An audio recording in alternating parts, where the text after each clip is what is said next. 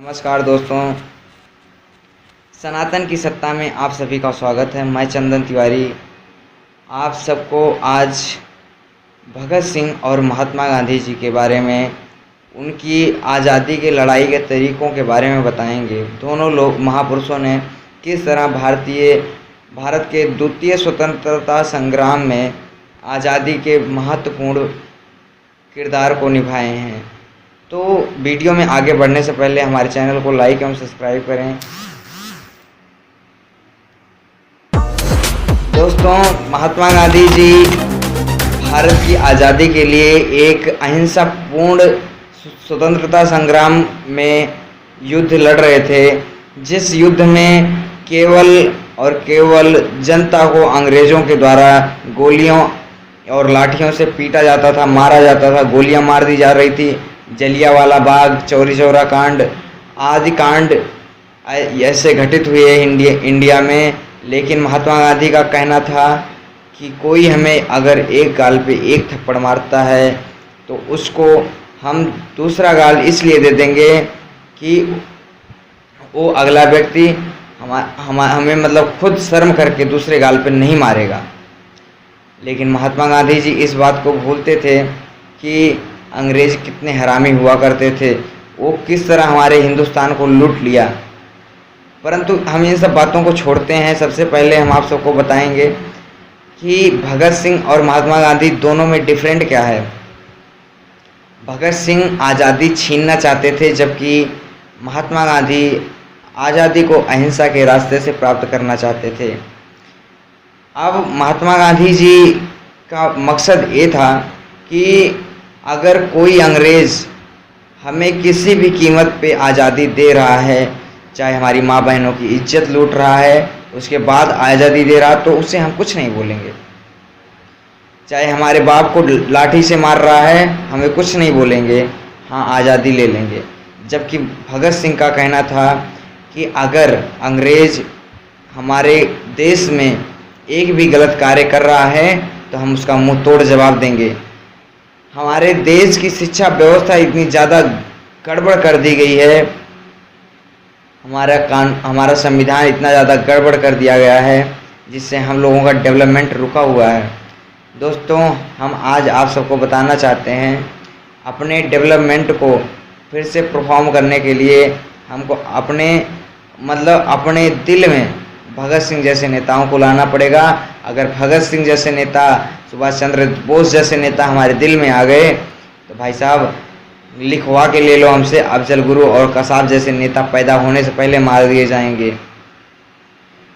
और हमें किसी भी देश या किसी आतंकवादी संगठन को धमकी देने से पहले 100 बार सोचना पड़ेगा।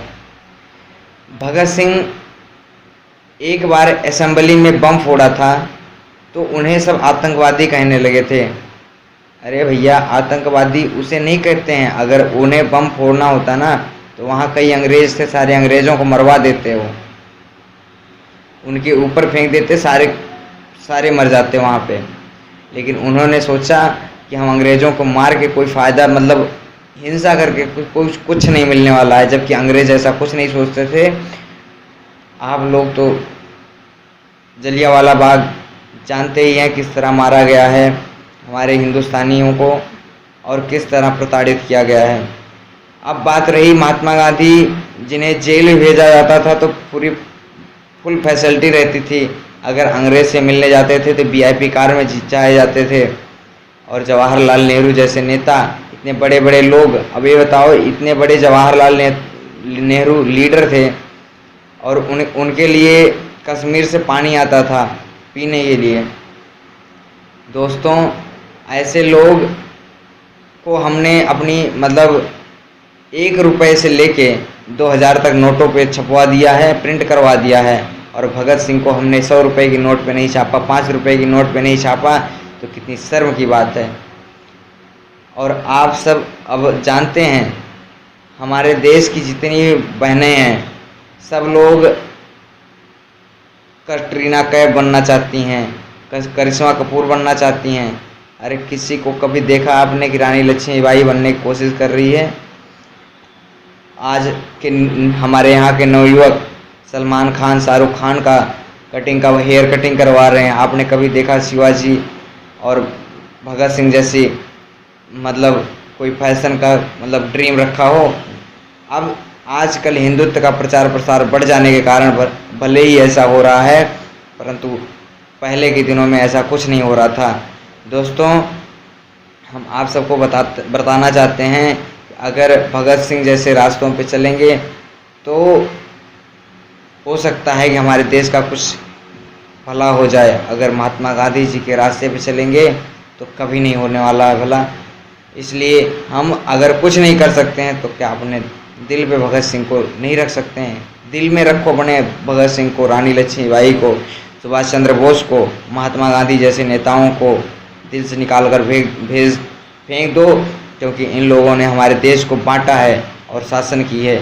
अरे जब इलेक्शन जवाहरलाल नेहरू हार गए थे तो उनके लिए धरना पर बैठने की क्या ज़रूरत थी? इतना तानाशाही कर रहे थे, देश को मतलब जनता को चूतिया बना रहे थे। धन्यवाद दोस्तों।